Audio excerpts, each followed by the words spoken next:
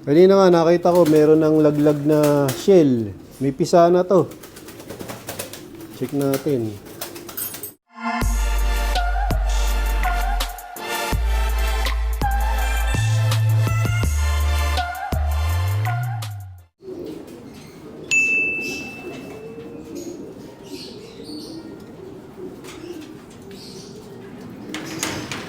Ano yan?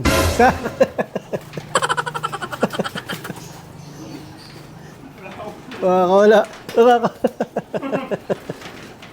Naharap ko yung isang yung Ano ginagawa mo?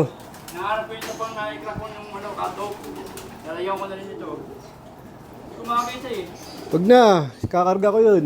Nakarga mo. Yung tinanggalan mo ng BBC. Yung kinilak ko. Ah, Ano? di na. Ano na yun? Baka ikarga ko yun. Yung dalawang katok ng BBCM. Baka ano ko na yun. Itira ko na yun. Yan yan. Meron ng tape. Oh. Kala ko lalagyan din. Wala akong tape mo sa Yun. Welcome back mga kalapatids. Ito yung mga ibon namin na galing ng Irosin, Legazpi Albay at Piyuduran, ARPCI, PHA at BBC. So yan, kumunti na mga kalapatid. Nabawasan na sila mga kalapatids. Sana may umuwi pa. Bale, katatapos nga lang nilang maligo sa batya na may tubig. Self-bath ang ginawa namin sa kanila. So, bale, ngayon nga ay araw ng Martes. Pahinga sila mga kalapatids. Yan. Pinagre-relax namin. Kasi nga malayo yung kanilang pinanggalingan. Nung Sunday, yun nga mga nakatop, nilagyan na namin ng palatandaan o nilagyan na ni JJBK ng mga tapes sa kanilang mga singsing. Kasi nga balak namin pang MacArthur na lang sila. Yung mga live na lang yung aming ikakarga o isasakay sa karera sa Sunday. Muntik na, sayang. Nakakalimutan na. Dalawang BBCM ang katok natin na nilagyan ko ng electrical tape.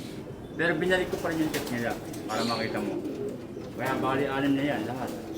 BBC 6? Hindi, bali lahat 6 na may tape niya. Akala ko 6 yung nakawin BBC. Pero puro BBCM yung nalagyan ko.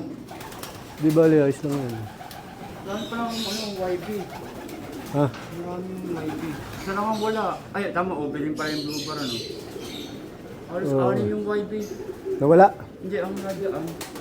YB nandyan, OB ang wala. Dito sa stock na barako, bali napakain ko na nga ito mga kalapatid. Sinabay ko na sa pagpapakain dito sa mga nakakoloni namin. Bali maaga nga ako nagpapakain dito sa mga may inakay para maagang masubuan ng kanilang mga magulang. Ito, dalawa yung pisa niyan. Ayan. Dito may pisa na rin, kaya lang isa lang yung pinisa ng asawa ni Major Payne. Ayan. Ito sa 8Mac, dalawa. Ito isa. Ito itlog pa lang. Tapos dito ako kakaiba yung nangyari dito sa hen na to mga kalapatids. Bali nag-double clutch siya. Kaya pala ayaw niyang limliman yung unang itlog. Mangingitlog ulit siya.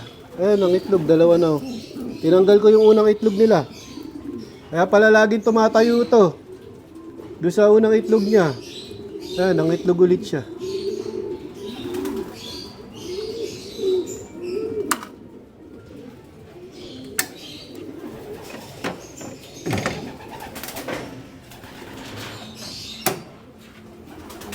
Tapos dito na ako nagpapakain. Isang pakainan na lang yung ginagawa ko sa kanila at isang painuman.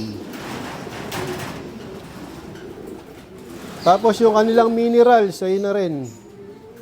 Para hindi matrabaho. Kasi nga pag paiinumin ko at pakakainin pa isa-isa ubos oras. Yan. Para hindi matrabaho. Ganito yung ginagawa ko sa colony, isang pakainan at isang painuman. Tapos yung mga isinalang nga namin dito, ng mga breeder, ito na. Yan, malaki na yung anak ng SBR Banlun. Pumuporma na ulit sa itlogan yung barako. Tapos, itong si Itim at si Golden. Kanina nga nakita ko meron ng laglag na shell. May pisa na to. Check natin. Ayan o, may pisa na. Ayan o. Ayan, may pisa na sila mga kalapatid.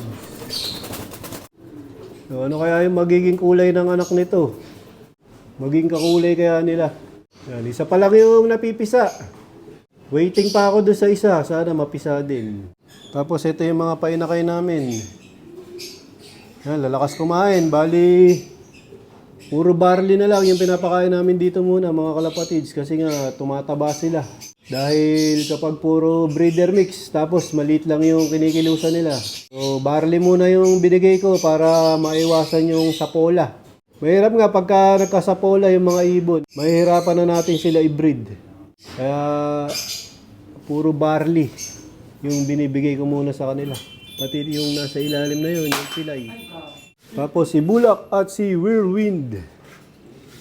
Dito na yung anak nila. Ayan ah. Ayoko pa rin pangunahan yung magiging kulay nila. Kasi nga, nung nakaraan, nakala ko parehas pure white. Nagkaroon ng bahid yung isang anak nila. Ayan, katulad nito, nangingitim yung paligid ng mata. Ito nasa kanan. Parang ano, yung isa ay magkakaroon ng kulay sa ulo. Yung importante, parehas healthy yung kanilang magiging inakay. Bali, nasing-singa na nga ni JJBK ang sakulam yan, mga kalapatids. Tingin ko parehas puti. O, kunin mo. Ha? Tingin doon niya, parehas puti. Tingin ko, hindi bagpuputi parehas yan. Yung ulo, hindi, kunin mo pati pugad. Baka mo, ano. Dito, sa maliwanag. Ayan o, kita na o. Nangingitim yung paligid. Ito, ayan. Oo. Oh, di ba? Pero yung balayibo niya kasi, tinan mo. Yung katawan. Ito magiging ano, mukhang pure white. Barako. Barako. Helen, ito. Ito ang laki. Ayan o. Ito tingin ko. Ayan lang, baka yung mukha niya. Ito, itinan mo sa may mata. Itim yata sa ulo. Oo nga. Parehas pa yata. Magiging paida naman. Oo, Di bali, importante malusog. malaki. Ayan, malaki yung subo. O, maayos magsubo.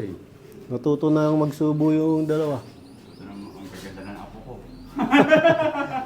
Lalaban daw ni ano yan, John Michael Silmar sa Alegre One Low Praise. Oh, malaki yung ano dyan, tiwala. Wala. Dahil nga ano, itong barako ay Tacloban Clacker. Tapos, yung si Whirlwind, dahil ng mga imbrek yan at Luis Chu. Pero si JJB kaya nag-breed niyan. So, dito ko natatapusin ang video ko para sa araw na to. Please like, share, comment, subscribe. Keep safe. God bless. Iyat mga kalapatid! Nakabuo ka na yun.